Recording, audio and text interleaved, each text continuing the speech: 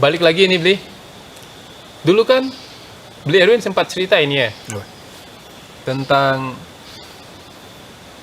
kepergok macan tutul pas di parkiran ini, di suatu hutan ini.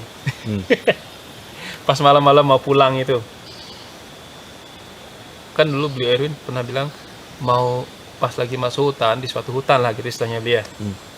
Jadi pas pulangnya itu malamnya itu Bli Erwin dipergoki sama macan tutul di parkiran.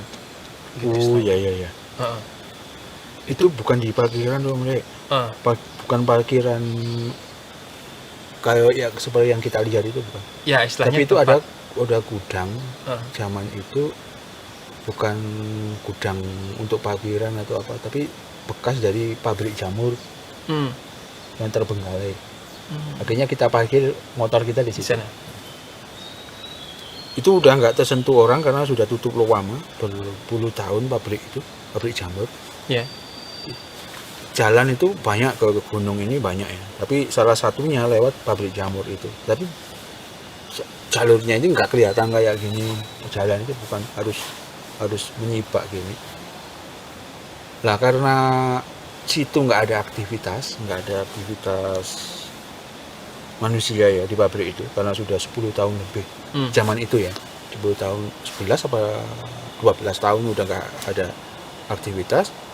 Akhirnya kita turun dari hutan itu, mereka itu ternyata ada di situ. Udah di sana. Di pabrik jamur yang terbengkalai. Dalamnya ini sudah tumbuh. Bangunan ini kan besar nih, Dek. Berapa hektar gitu bangunan itu. Dari situ sudah tumbuh pohon-pohon semak-semak di dalam pabrik itu. Nah di dalam itu dia tinggal. Oh, mereka tinggal di rumah itu Iya. jadinya. Oh, berarti jadi rumah. Berarti pas Bli Erwin masuk itu nggak tahu dia ada di sana. Lu tahu kan kita senterin nyawa dia. Nggak, maksudnya pas masuk hutannya kan pagi itu. Oh iya nggak tahu. Ah, Ya mungkin saat siang ya saat pagi itu sampai siang mereka ada di hutan. Mungkin sore itu cari makan dia masuk ke itu mungkin. Ya.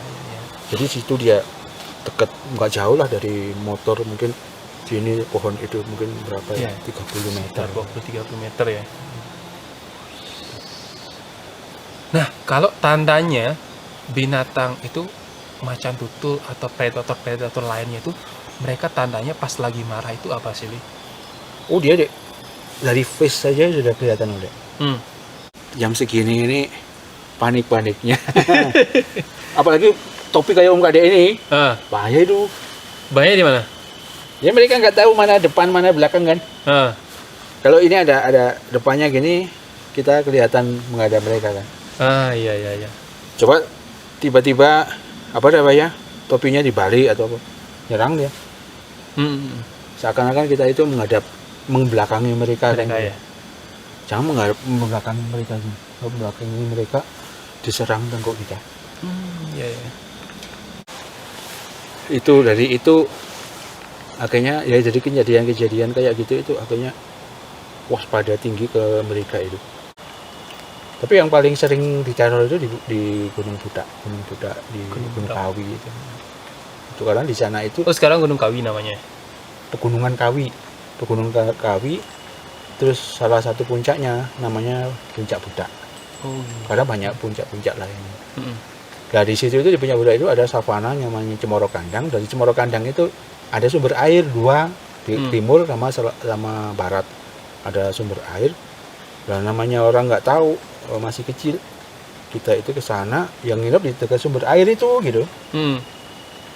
Nginep di sumber air itu dengan andalan terpal ajaib kita, terpal biru.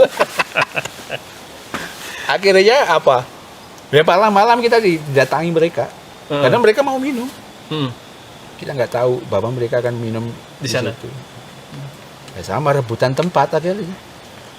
Makanya untung sampai ada hingga hari ini gitu. Nah, berkali-kali kejadian yang nggak kita ketahui konyol itu. Akhirnya Om Adek suara sensu masih udah habis. Suara angin di di atas.